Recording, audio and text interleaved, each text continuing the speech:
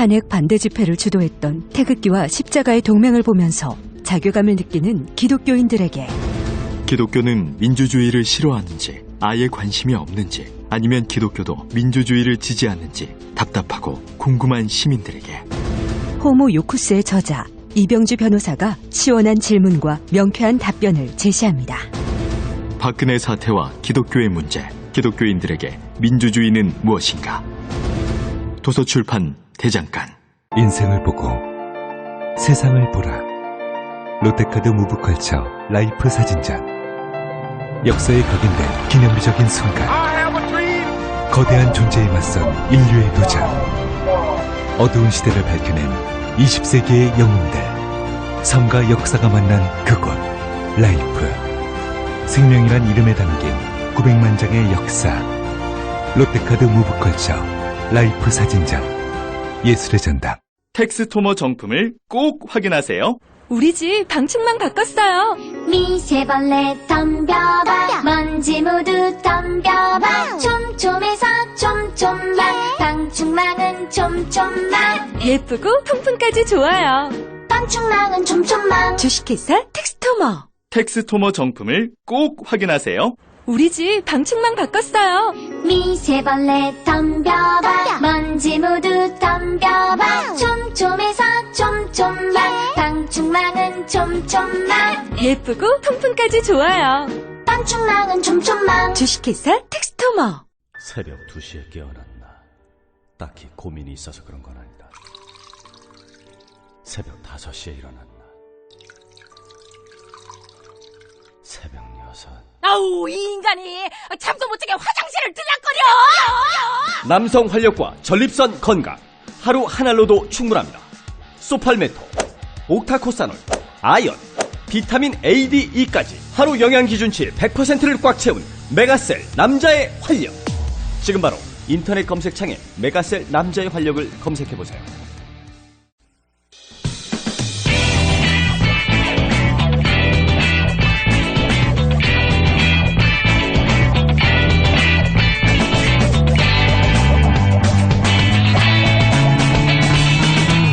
김어준의 뉴스 공장.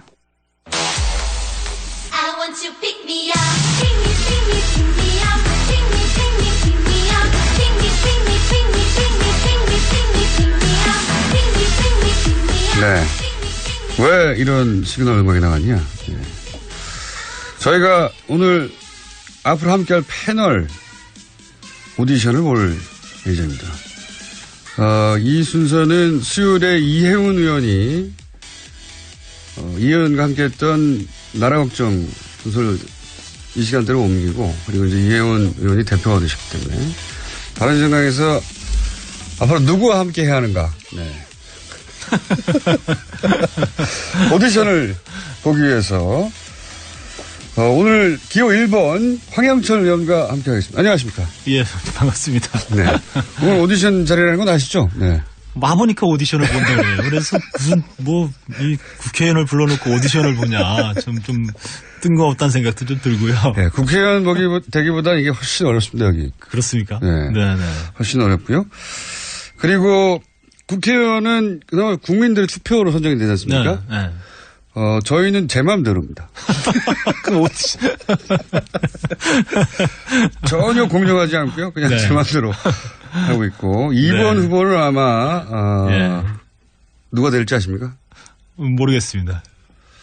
2번 후보는 본인이 모를 텐데 아마도. 제가 연락을 했기 때문에 제가 마음에 두고 있는 분이 있습니다. 네네. 이혜훈 의원이 여기 구정 출연 시작하신 다음에 당대표 되신 건 아시죠? 네. 네. 뭐 상당히 자부심을 갖고 계시네요. 네, 저도, 그건 뭐 팩트입니다, 팩트. 네. 글쎄요, 우리 바른정당의 당원들이 동의할지 어떨지는 제가 모르겠는데, 예. 국민들은 동의할 것 같아요. 예, 국민들은. 시청자분들도 역시. 예. 그리고 혹시 이혜원 의원이 당대표가 되는 게 이 뉴스공장의 덕을 조금 본 것 같다고 생각하지는 않으십니까? 이혜원 의원이, 그러니까 인지도 측면에서 제일 높았어요. 국민들에게. 왜 높아졌겠습니까? 네. 그래서 뭐 그런 주장을 하실 수 있다고 생각은 드는데요. 일면 동의하기도 하고 네. 일면 또 동의하기 어려운 것도 있고 좀 그렇습니다. 동의하기 어려운 부분 듣고 싶지 않고요. 네. 자, 제가 근데 누군지 소개를 안 해드린 것 같아요. 바른정당의 황영철 의원님 나오셨습니다. 네. 아니 뭐 어떻게 되는 거예요? 지금 소개도 안 하고. 생각해보니까. 본인이 예능감이 좀 있으십니까? 솔직히 없죠. 예능감 없는데 지금 들어오기 전에 이 프로의 분위기라는 걸 많이 말씀해 주셔서 좀 맞추려고 노력하는 편이에요. 제가 원래 뭐 이렇게 말을 이렇게 막 하는 스타일이 아니라 좀 정제된 표현을 좀 많이 쓰는, 어떻게 보면 좀 젠틀한 스타일이라고 좀 많이 말씀하시는데, 그래, 역시 맞추려다 보니까 좀 쉽진 않을 것 같아요. 네. 젠틀한 스타일. 자, 그러면은 젠틀해지기 어려운 주제부터 홍준표 대표가 예상대로 당선됐습니다. 네. 홍준표 대표에 대해서는 어떻게 평가하십니까? 홍준표 대표하고 저는 개인적 인연이 굉장히 오래됐어요. 오래됐고, 네. 그래서 네. 인간적으로는 제가 굉장히 좋아하는 정치인입니다. 인간적으로. 좀 소탈하고 담백하고, 그리고 사람 냄새가 나는 좀 그런 정치인이죠. 그래서, 자유한국당 대표가 되신 거 축하드리고, 네. 그 자유한국당을 잘 이끌어주길 바라는데, 그러나 정말 대선 과정이라든지 또 최근에 홍준표 대표의 여러 가지 언행을 보면 대한민국 정치를 믿고 맡길 수 있을까라는 그런 수척한 그 염려가 좀 들어요. 그래서 이제는 좀 잘 다듬어지고 그리고 준비된 언어들 그리고 준비된 방향 좀 일관성 있는 그런 모습을 좀 보여줬으면 좋겠다. 일관성이라 하면 어떤? 그 홍 대표님이 어떤 때는 참 강하게 또 친박에 대해서 문제 제기를 하고 우리가 친박을 넘어서야 된다라고 얘기했다가 또 어떤 때는 이제 그 등 뒤에서 또 자기 지지 세력을 끌어안으려고 하는 지지 세력을 삼고자 하는 것들 이런 것들이 또 보이고 그리고 정치의 쇄신과 개혁을 말하지만 어떻게 보면은 아직도 구태스러운 보수의 모습을 보이고 있다. 이제 이런 측면에서 봤을 때 대단히 좀 저는 뭐 우리 바른정당에서 홍준표 대표나 자유한국당에 대한 논평이 나갈 때 같이 이렇게 논의를 하면서도 어떤 말을 근거로 해서 우리가 논평을 해야 될지 참 어려운 부분이다. 이런 얘기를 많이 했어요. 그러니까 어떤 때는 마음에 들었다가 어떤 때는 참 마음에 들지 않았다가 뭐 이렇게 하니까 대단히 좀 우리로서도 공격하거나 어떻게 보면 지지하기가 참 어려운 그런 캐릭터를 가지고 있다고 봐야죠. 이해운 대표하고는 네. 이 상상이 아주 뭐랄까요? 네. 두 분이 잘 어울리기 어렵지 않은 캐릭터 아닙니까? 두 분 다? 몇 가지 사안에 대해서 논쟁이 시작되면 아마 피 튀기는 설전이 있을 거라고 봐요. 네, 그런데, 어쨌든 자유한국당이나 바른정당이나 이제 보수를 근간으로 하고 있기 때문에 그런 측면에서는 공동으로 안고 있는 과제가 대한민국의 보수를 어떻게 재건할 것이냐의 문제이기 때문에 그런 문제에 대해서는 좀 폭넓은 논의, 깊이 있는 논의가 있었으면 하는 바람이 솔직히 있습니다. 자유한국당이 이제 홍 대표에서 잘 이끌어지면 바른정당 입지가 줄어들기 때문에 언제 한번 자유한국당이 망했으면 좋겠다고 말씀하시는 걸로 제가 기억하는데. 언제가 아니라 그때 오래되지 않았는데. 네네네.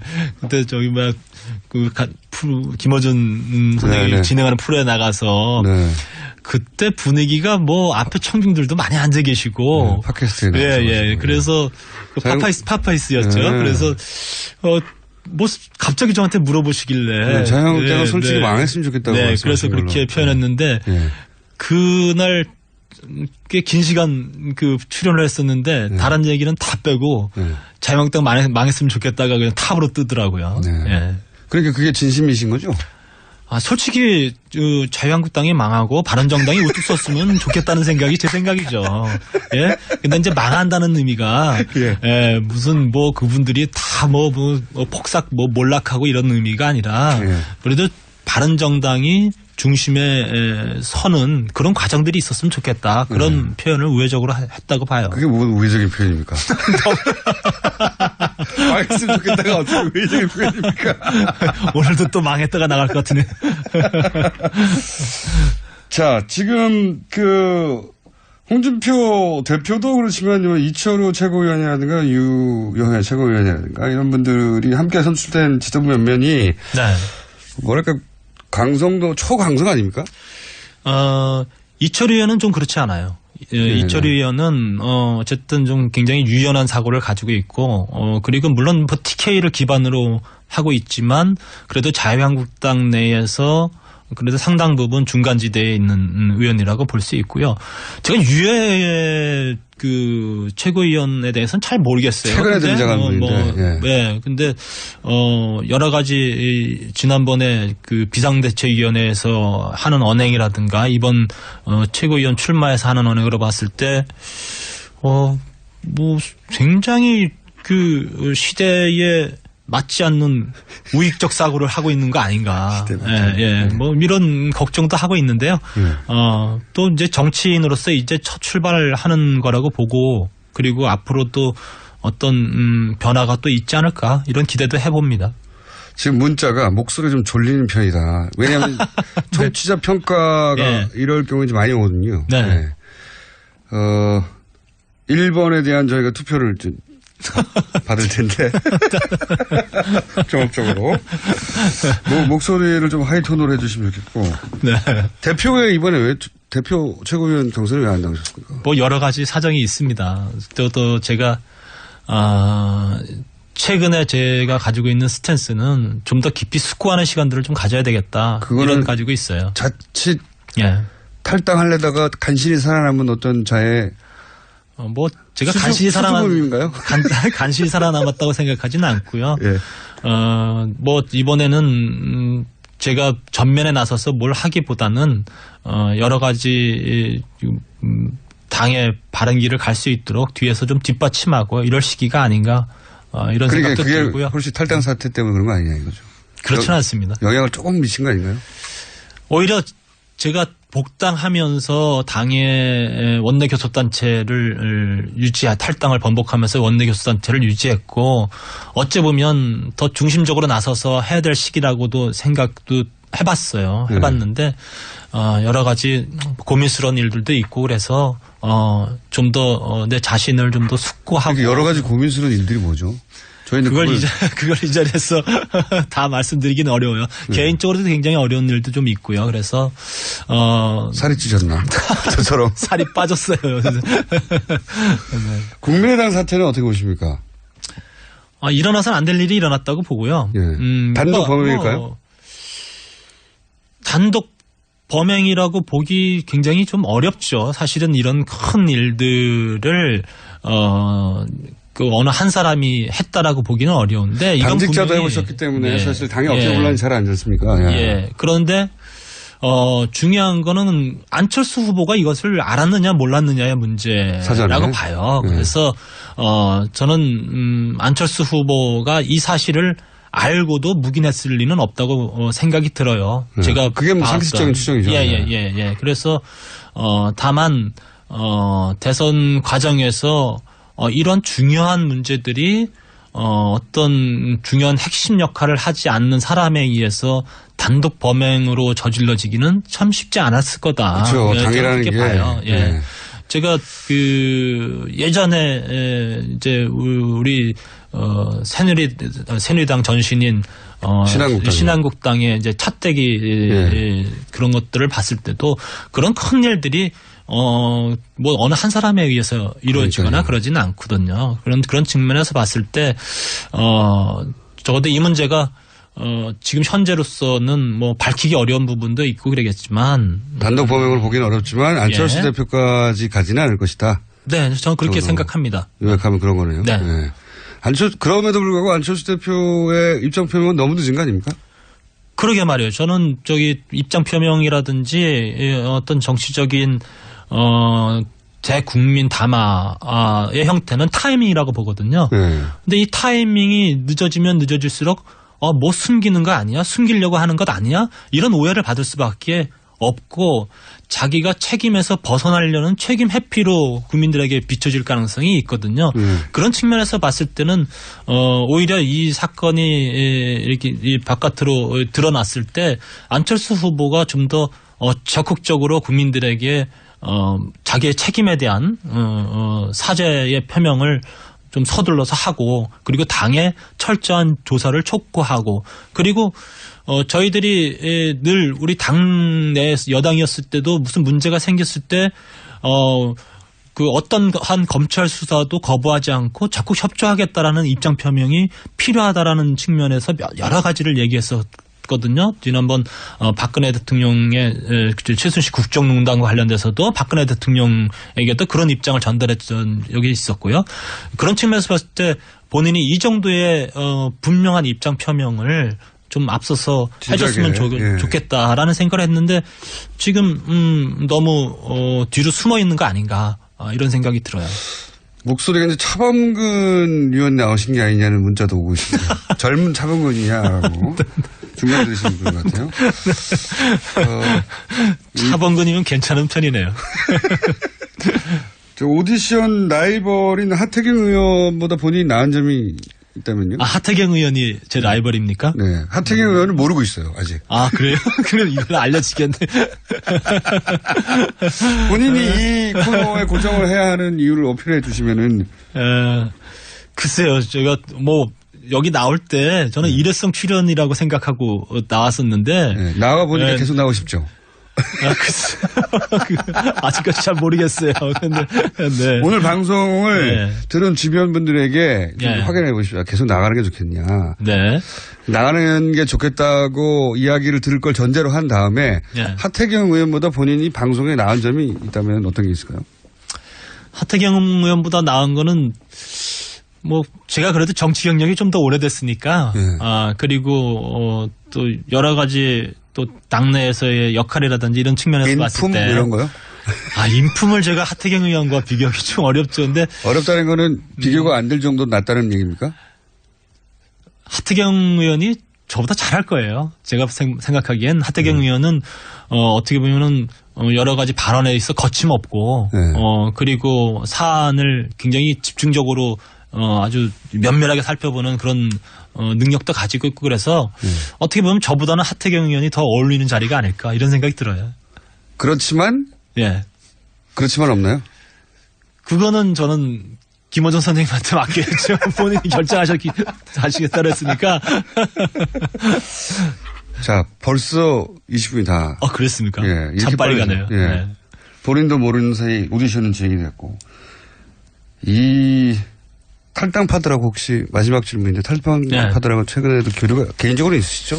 본회의장에서 만나요. 사적으로 전화하거나 이런 경우는 없어요. 장제원 의원도 친하신 편인데. 그럼요. 사적으로도 그냥 문자 주고받고 그러는데 너무 떨어져 있으니까 굉장히 보고 싶어요. 굉장히 보고 싶고 그리고 같이 앉아서 여러 얘기도 나누고 싶고. 말이 잘 통하는 상대였던 분들이 사실은 몇 분 나가셨잖아요. 다 나갔죠. 사실은 저랑 얘기 잘 통하는 분들 다 나가서 안 통하는 분들만 남았군요 지금. 아니 그렇게 말씀하시면 안 되고. 그래서 굉장히 좀 아쉽죠. 그래요? 혹시 사석이나 혹은 전화로 자유한국당 간 거 정말 후회되는 말 안 하던가요? 그중에 누군가는 한 사람이라도 누구인지 밝히실 필요는 없습니다. 잘했는지 모르겠다. 내가 잘한 결정인지 모르겠다라는 갈등은 아직도 남아있는 것 같아요. 그러니까 좀 더 나가서 그분들은 지금 어떻게 보면 그분의 과정들은 지금 미완의 과정이에요. 미완의 과정이고 그분들이 탈당한 결과물들을 어떻게 자유한국당에서 만들어내냐에 따라서 그분들의 평가는 또 달라질 수 있다고 봐요. 그래서 어쨌든 후회한다는 얘기는 없었던가요? 조금이라도? 약간 사석으로 누군지 말씀 안 하셔도 돼요. 후회한다로까지 표현하지는 않았어요. 하지만 후회한다 정도의 뉘앙스로. 그러니까 잘했는지 모르겠다. 그러니까 본인이 결정했는데 내가 이곳에 와 있는 게 잘한 건지 아직 모르겠다. 또 모르겠다. 장제원 의원이죠? 저한테 지난번에도 그렇고 꼭 장제원 의원에 대해서 뭔가 좀 알고 싶어 하시는 것 같은데 재원이 만나면은 죄송합니다. 장제원 의원 만나면 부둥켜 끊어 안아요. 예. 끌어안고. 예. 너 잘 지냈냐? 형님 잘 지내고 계십니까? 왠지 모르는 애잔함이 좀 예, 오고 가고 좀 그러죠. 예. 험한 데 가서 고생한다 뭐 이런 분위기. 예, 그렇죠. 저는 장지원 의원한테 가서 고생한다고 하고 장지원 의원은 형만 이렇게 해서 미안해 뭐 이런 마음이죠. 네, 장지원 의원인 걸로 거의 밝혀지고 있습니다. 자, 오늘은 여기까지 하고 네. 저희가 오디션 결과는 곧 통보하도록 하겠습니다. 네, 떨어질 것 같네요. 지금까지 바른정당의 황영철 의원이었습니다. 또 떨어졌어. 너 또 입사 시험 봤어? 아니, 차량용 핸드폰 거치대 말이야. 여러 개 사봤는데 실패의 연속이야. 떨어지고 시야 가리고 운전석에서도 멀고 뭐 좋은 거 없을까? 싼 것만 찾으니까 그렇지. 제대로 된 거 하나 사서 편리하게 쓰는 게 더 낫지. 그런 게 있어? 그럼 있지. 1, 2, 3 할 때 2. 힘 세다 할 때 힘. 2 힘. 투 힘? 2배로 힘이 세다는 건가? 네이버 검색창에 2 힘을 검색해보세요. 100년 이상 살 수 있는 장수 어종, 캐비아를 낳는 어종으로 더욱 유명한 철갑상어. 이 철갑상어를 진액으로 만들었다는데 그 이름하여 사랑어. 오메가3, 필수 아미노산, 각종 미네랄, 콘드로이친 등 100년 장수 철갑상어를 진액으로 한 컵에. 좋다, 좋아. 철갑상어 진액 사랑어. 스테미너가 콸콸콸. 검색창에 사랑어. 오빠, 우리 어디 가는 거야? 정수 가지. 와, 우리 말 타러 가는 거야? 그렇게 좋아? 고민하지 말고 장수로 오세요. 온 가족이 즐기는 승마 체험과 국내 최대 규모의 말역사 체험관 등 장수에는 정말 볼 것, 누릴 것들이 넘쳐난답니다. 말의 심장 소리를 직접 느껴보는 장수에서의 하룬 여행. 장수는 항상 가까이 있습니다. 주말 여행은 장수로. 승마 체험 예약은 063-350-5486.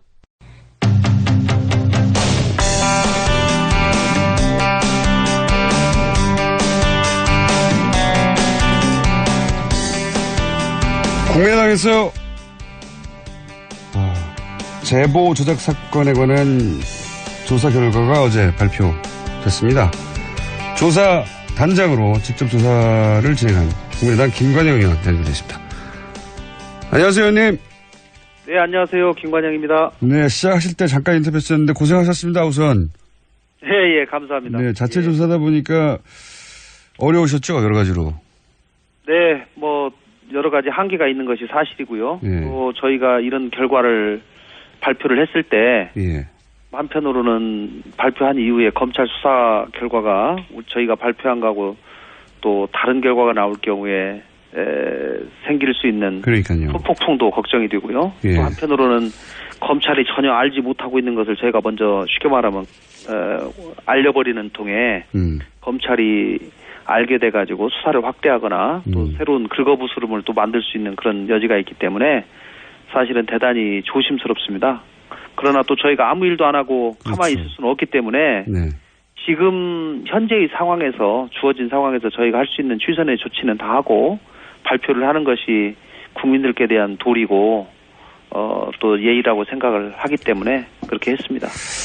알겠습니다. 그 법조인 출신이시니까 수사권이 없는 게 얼마나 한계가 있는지 뭐 너무나 잘 아실 텐데, 네. 그래서 뭐 아쉬운 점이 많으실 텐데, 전체적으로 이제 조사 결과는 발표가 됐고 여러 언론을 통해서 보도가 됐으니까 여전히 명쾌하지는 않다고 하는 대목 몇 가지만 제가 여쭤보겠습니다. 네. 네, 그러시죠. 네네.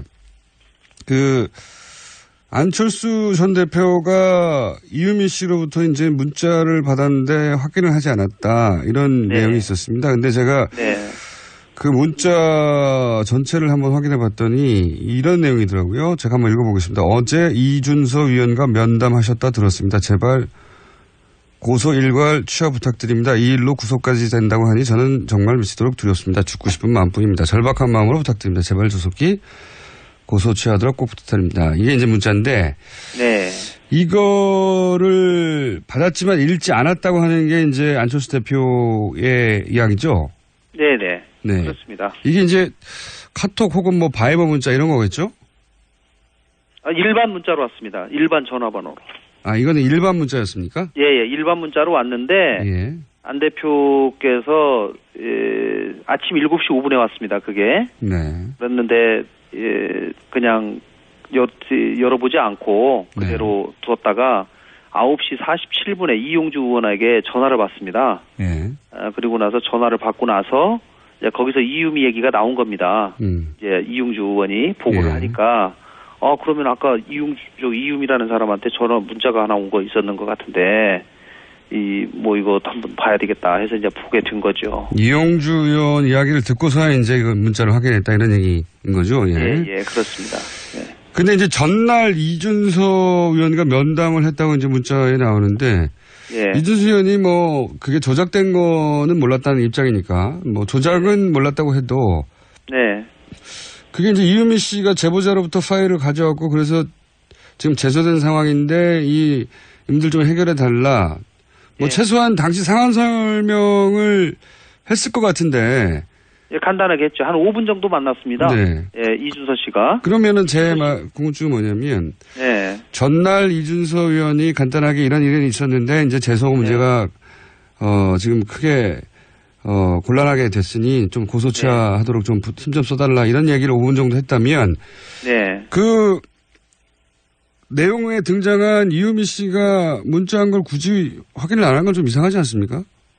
그러니까 금방 김어준 씨가 말씀하신 대로 이유미 씨, 이준석 씨가 24일 날 오후 4시경에 안철수 대표를 만날 때 이유미 씨 얘기를 하고 고소취하 얘기를 했다면 이유미 씨로부터 문자 왔을 때 연관이 있기 때문에 좀 더 했겠죠. 하여튼 이유미 씨 얘기가 전혀 없었다? 고소취하 얘기도 없었고 이유미 씨 얘기도 없었습니다. 그러면 이준석 의원은 가서 고소취하 얘기를 안 하고 무슨 얘기를 했다는 걸로 지금 알려졌나요? 그것은 이준석 씨의 진술, 또 안철수 대표의 진술, 그 자리에 참석한 보좌관의 진술, 3명의 진술이 다 일치하는데요. 뭐냐면 이준석 의원이 본인이 태어나서 처음으로 검찰의 조사를 받도록 이게 통보가 됐습니다. 이준석 씨가. 그러다 보니까 이준석 씨는 이거 내가 내 개인적인 일을 하다가 검찰 가는 것도 아니고 이 대선에서 선거 운동하다가 결국 고소돼가지고 조사까지 받게 됐는데 어떻게 당에서 이렇게 전화 한 통화 없고 나몰라라 하냐. 이거 참 너무 하는 거 아니냐. 이 토로를 안철수 대표의 측근에게 전화를 했습니다. 그랬더니 안철수 대표 측근이 그러면 이거 대표님 한번 만나서 얘기 한번 해봐라 라고 이렇게 연결을 해준 거예요.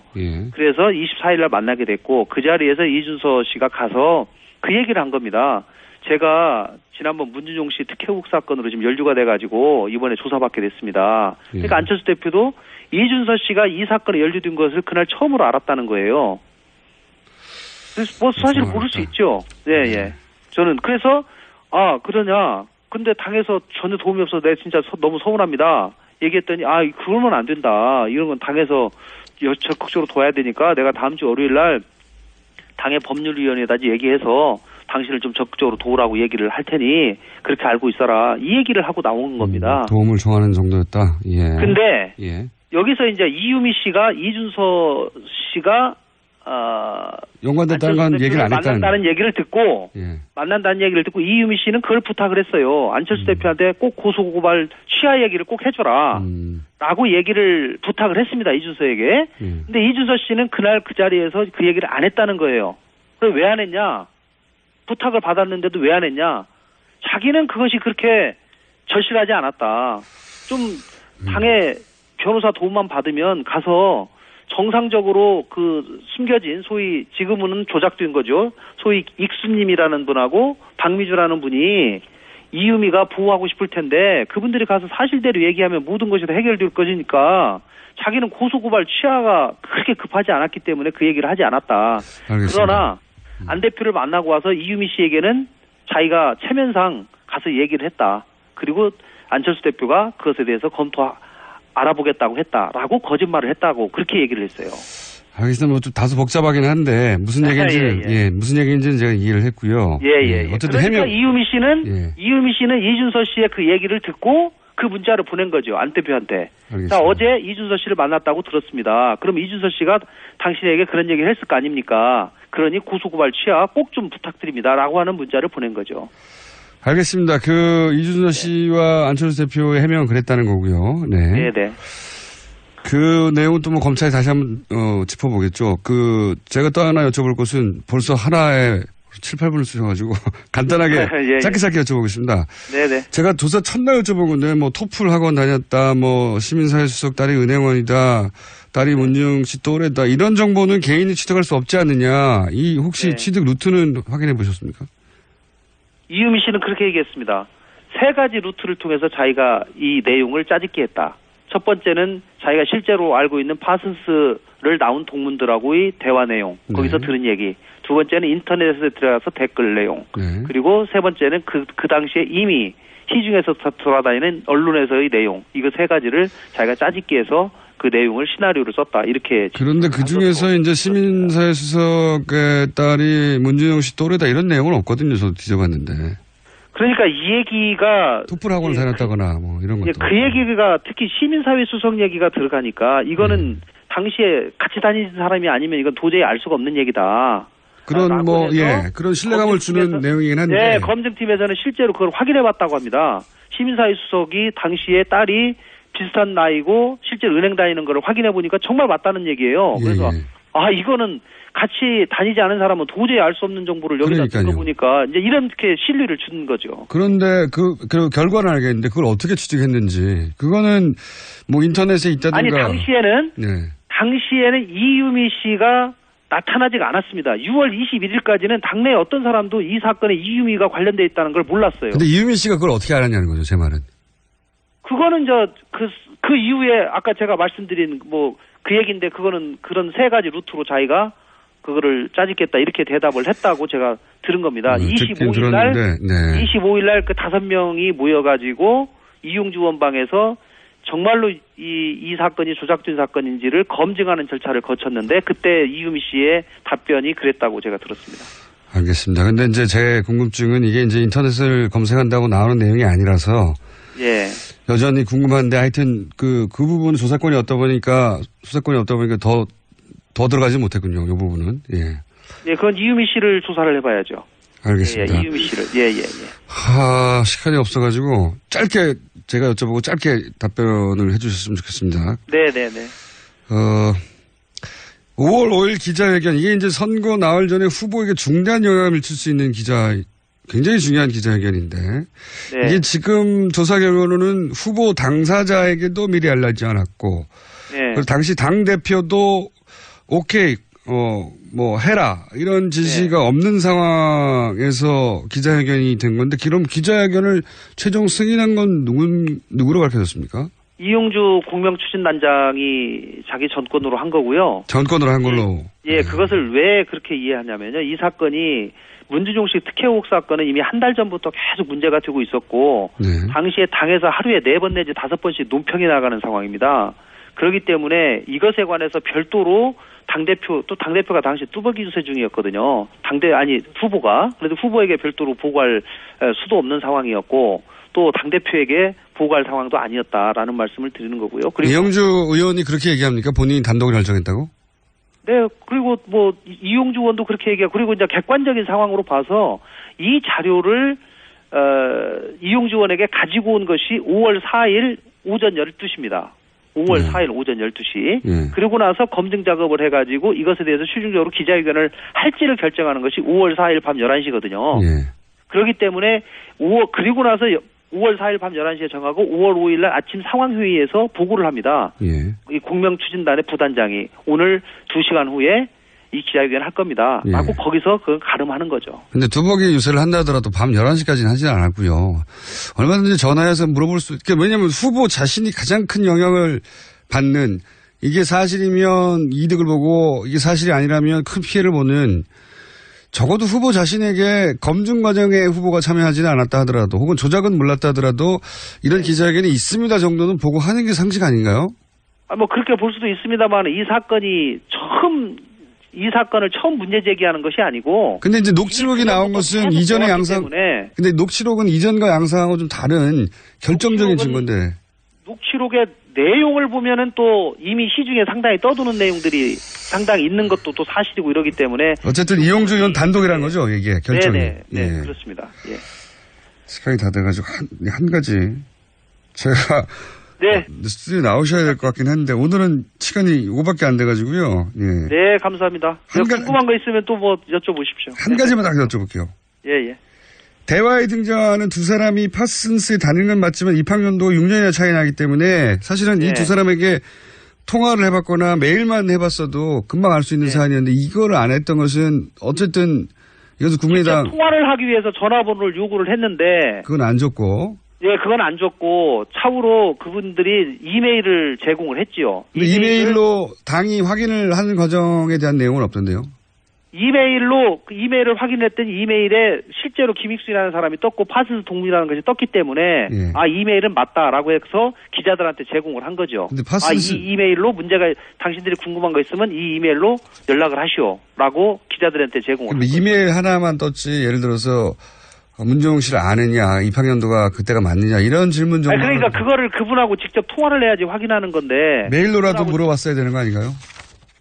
그거는 시간상 좀 촉박해가지고, 그렇게까지는 모든, 메일로 미리 주고받으면서 확인하는 과정은 적어도 기자회견 할 때까지는 거치지 못한 것으로. 알겠습니다. 파악했습니다. 예. 의원님 잘못이 아닌데, 단장님이시다 보니까 제가. 아닙니다. 예. 네. 예, 지금 와서 사후적으로 보면 검증에 상당히 허점이 있었느냐라고 보여지기가 쉽은데요. 그 당시 또 입장에서 보면은, 나름대로의 검증 과정은 또 거쳤다. 이렇게 또 판단도 듭니다. 예. 알겠습니다. 검찰 수사가 중간 발표가 있을지 최종 발표로 나올지 모르겠는데 그 지점에 다시 한번 아무래도 연결을 해야 될 것 같죠? 네. 오늘 여기까지 하겠습니다. 네, 감사합니다. 네. 국민의당 김관영 의원이었습니다.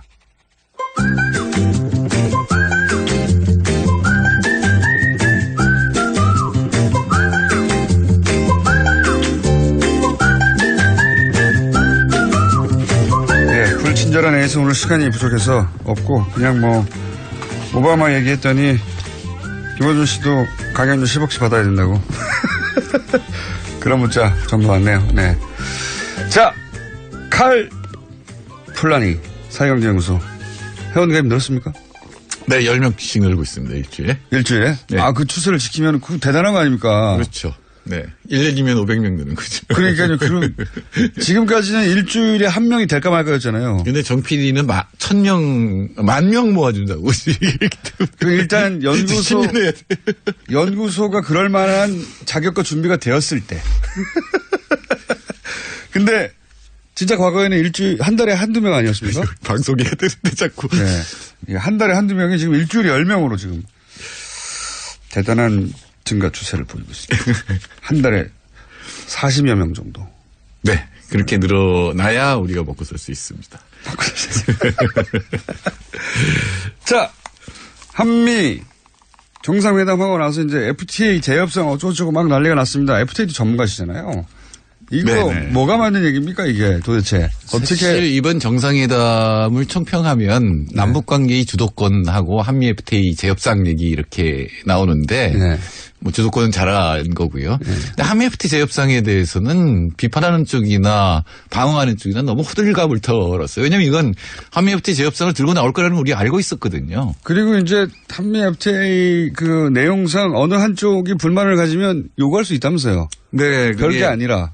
22장 2조 3항에 그렇게 돼 있습니다. 어차피 공동위원회라는 게 있어요. 조인트 커미티라는 게 있고 한쪽에서 요구하면 한 달 내에 무조건 응해야 되는 겁니다. 이게 무슨 재협상을 합의하고 말고가 아니고 애초에 그렇게 돼 있다. 어느 한쪽에서 공동위원회를 소집할 걸 요구하면 한 달 이내에 응해야 되는 거기 때문에 더구나 우리가 요구해도 마찬가지네요. 그렇죠.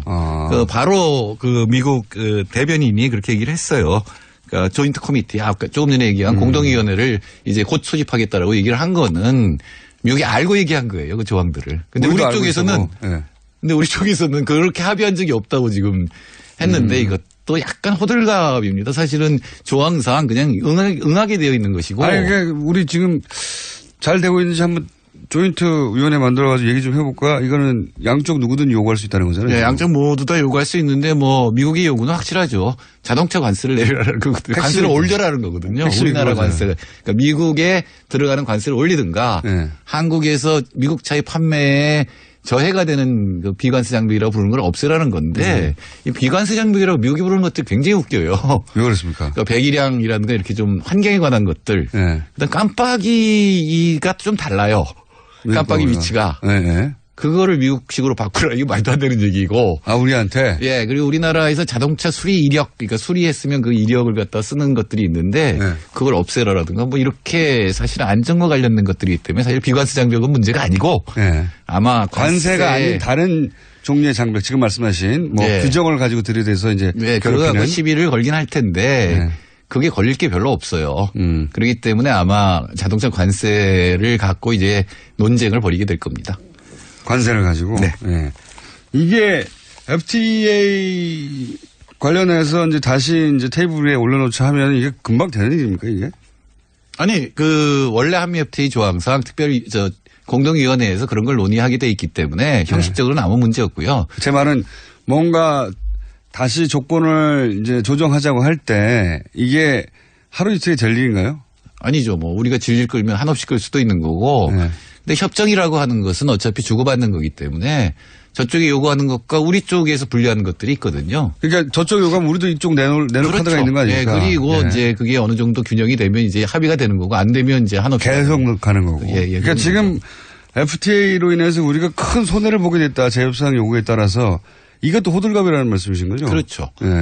사실 이제 미국에서 들고 나오는 게 미국의 무역 적자입니다. 이게 우리나라가 미국에서 보는 무역 흑자가 약 280억 달러 정도가 되거든요. 근데 그 중에 이제 무역 흑자는 그런데 우리나라 서비스는 적자거든요. 그것 빼면 한 반쯤이 이제 흑자인데 이게 이제 재밌는 게 뭐냐면 100억 달러 수준이군요. 그러니까 흑자가. 양쪽에서 전부 우리나라 쪽에서 한미 FTA 추진한 쪽이 우리가 이익이라고 주장했을 거 아니에요. 처음에는. 아니 지금도 그렇죠. 그러니까 미국에서는 니네가 이익이면은 줄여라라고 얘기를 할 수밖에 없는 거잖아요. 그렇죠. 근데 미국 쪽에서는 그러니까 280억 달러 적자가 났지만 한미 FTA가 없었으면 440억 달러 적자였을 거다. 그러니까 우리가 160억 달러 이익이라고 USITC라고 하는 가장 권위 있는 미국 무역위원회에서 얘기하고 있거든요. 그러니까 양쪽이 다 이익을 봤다고 지금 주장하고 있는 거고 그게 양쪽의 약점인 거예요. 어떻게 보면. 그러니까 우리 쪽에서는 무역위원회에서 주장하고 있는 그 통계들. 미국이 자기들 스스로 FTA 잘했다고 하는 통계를 가져와 가지고 니네 잘했다면서 우리가 주장하게 될 것이고 아마 이런 테이블에 앉으면. 그렇죠. 그리고 우리나라의 그 추진자들이 워낙 자랑을 많이 해가지고 이게 이제 약점이. 우리도 이제 우리가 자랑한 거 끄집어낼 것이고. 약점이 된 거. 그렇기 때문에 결국은 뭐가 문제일까라는 거에 대해서 이제 협상을 하게 되는 거니까 이렇게 호들갑 떨 일은 아닙니다. 전혀 아니군요. 그러니까 이제 뭐 우리가 손해보는 게 있으니까 그것도 들이대게 될 것이고 그것도 이게 시간이 하세월이 걸릴 수도 있고 이게 마치 FTA 재협상에서 당장 몇 달 후면 큰 손해를 보게 될 것처럼 언론이 호들갑을 떨었는데 그건 전혀 아니다. 이런 말씀이신 것 같고. 그러니까 우리 쪽에서도 그게 무슨 우리가 합의를 해야 재협상에 들어가는 것처럼 얘기한 거는 그것도 우리 쪽 호들갑이에요. 그것도 아니고. 그건 뭐 자동으로 되게 돼 있다 원래부터.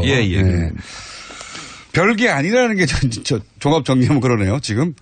뭐 무역을 하다 보면 불만이 있을 수 있는데 그러니까 물론 미국은 힘이 있으니까 그러니까 미국이 국내법으로 압력을 가할 것들은 많이 있거든요. 지금 철강하고 자동차인데 결국은 그래가지고 반덤핑 철강은 FTA하고 상관이 없다면서요? 네, 때려요. 반덤핑을 상관이 없는데도 불구하고 그런 것들을 때릴 수가 있기 때문에 이제 그런 문제에서 압력을 받게 되는데 그 자체로는 그렇게 큰 문제가 아니고 우리 쪽에서는 그러니까 지적재산권 서비스 투자가 우리 쪽에서 피해를 보는 부분들이거든요. 그러니까 그 부분을 들고 나가면 되고 그리고 무엇보다도 투자자 국가 제소권이라고 하는 거. 우리 정부의 정책을 미국 투자자가 제소할 수 있게. DS인가 뭐 Investor State Dispute Settlement. ISDS를 완화하거나 제거하는 걸 들고 나가면 이게 가장 대표적인 독소 조항이라고 여러 차례 등장했던. 정부의 권한, 그러니까 우리의 어떻게 보면은 주권을 미국 투자자한테 넘겨준 거라고 볼 수 있거든요. 이건 미국 내에서도 반대 의견이 굉장히 많습니다. 미국 투자자가 손해를 봤을 때 제소할 수 있는 권한 아닙니까? 그렇죠. 간단하게 주임이면 우리 법이 아니라 미국 투자자의 손익에 따라서. 그러니까 예를 들어서 우리나라에서 ISDS가 무서워서 안 한 것들이 그 탄소를 덜 배출하는 차들이 이제 저공해 차량이 있잖아요. 여기에 보조금을 주기로 환경부가 결정했다. 그걸 철회했거든요. 그게 예를 들어서 미국의 자동차들이 아니 한국 자동차한테 그런 특혜를 주면 어떡하냐. 우리가 불이익을 당한다. 이렇게 제소할 수 있다는 거잖아요. 그게 미국이 지금 자동차 산업 전략을 잘못 짜는 것 중에 하나가 점점 환경 규제가 강화될 거 아니에요. 세계적으로. 근데 미국은 굉장히 약해요, 그게. 그러니까 미국 자동차들은 이 저공해 차량을 만드는 기술을 발전 안 시키고 있어요, 계속. 유럽은 했어요. 그러니까 미국 차량이 점점 불리해지는데 이 트럼프가 들어와서 더 풀었거든요. 더 풀겠다라는 거 아니에요. 네. 그럼 미국 차량은 정말 망합니다. 근데 이거를 힘으로 계속 저공해 차량, 그러니까 연비 규제라든가 이런 걸 갖다 하지 않으면 네. 미국 자체가 망하는 건데. 소비자들이 선택하지가 않죠. 그렇죠. 시장에 들어오면 뭐합니까? 안 사는데. 사실 우리나라에서 미국 차 안 사요. 예. 그냥 이건 선호라고 볼 수 있는데 유럽 차가 디젤 문제가 났잖아요. 그런데도 네. 유럽 차를 계속 선호하고 왜냐하면 있는데. 왜냐하면 뭐 성능 문제도 있지만 미국 제품이 우수하다는 건 벌써 20-30년 전 얘기거든요. 그렇죠. 그러니까 제품을 좋게 만들어야지. 30년도 넘었죠. 우리 어렸을 때는 제니스 라디오 이러면서 최고였는데 지금 라디오 뭐. 미제가 최고야. 그게 한 80년도까지는 통했는데. 예, 이건 미국이 제품을 잘 못 만드는 거지. 장벽하고는 상관이 없는 착각하고 있는 것 같고. 자, 한 가지만 더 여쭤볼게요. 이번 정상회담에서 통상 경제 부분을 총괄하는 예를 들어서 뭐 외교부 장관이 갔는데 컨트롤 타워가 없는 거 아니냐 이런 문제 지적이 언론을 통해 있었습니다. 지금 통상교섭본부장이 없잖아요. 네, 그러니까요. 예, 통상 그러니까. 대빵이 없는 거 아니냐. 예, 그리고 저렴한 단어를 사용했네요. 대빵이라는. 예, 전반적으로 정상회담에서 흘러나온 얘기들을 보면 예. 사실 한미협회 가장 중요한 건데 굉장히 복잡한 문서거든요. 예. 그러니까 그거를 잘 알고 미국의 약점을 잘 아는 분이 이번 한미협회에 관한 이 토론에 들어갔어야 된다는 생각은 드는데 제가 추천한다면 네. 송기호 변호사입니다. 제가 보기엔 한미협회의 협상문에 대해서 이 지구상의 송기호 변호사보다 잘 아는 사람은 없습니다. 지구상에. 아, 그래요? 그럼요. 이분이 문구를 정확하게 다 알고 있습니까? 거의 외워요. 그래요? 그러니까 저도 같이 일했는데 저는 외국 문헌 보고 대충 보거든요. 우리 문헌 찾아가지고 비슷한 거 있으면 이렇다고 얘기하는데 이분 한미협회의 협정문은 진짜 나달라달해요. 거의 다 외워요. 배우는 상황이고. 그건 영어로 외워요. 문구를 정확하게 알고 있고. 예, 원래 약점이 어디 있는지도 다 알고. 서양 쪽과 협상할 때는 계약서 문구들이 되고 그렇죠. 싸우는 거거든요. 그렇죠. 그게 제일 시작이거든요. 괜히 대충 얘기했다가는 당하고. 네. 우리도 손해 봤어. 이런 거 다 필요 없고 계약서 문구 딱 들이대고 그렇게 싸우는 거라 계약을 정확하게 이해하는 사람이 중요하죠. 그러니까 이번에도 한미협회 재협상 가지고 합의했느냐 안 했느냐가 아니라 협정문에 어떻게 돼 있는지를 봐야 되거든요. 그러니까요. 네, 그런 겁니다. 송기호 변호사를 임명하면 해결된다고요? 문제는 네. 이번에 한미 정상회담 하면서 이 사드 문제에 대해서 너무 방어를 했잖아요. 보수 쪽 한미동맹 강화하느라고. 네. 근데 지금 현대자동차가 제가 보기에는 1년에 한 180억 달러 정도 손해볼 것 같아요. 지금 60%가 수출이 줄었어요. 자, 그 부분이 앞으로 과제입니다. 네. 이거 다시 한번 다루겠습니다. 다음 주에. 정태인 소장님이었습니다. 저는 김원준이었습니다. 내일 뵙겠습니다. 안녕.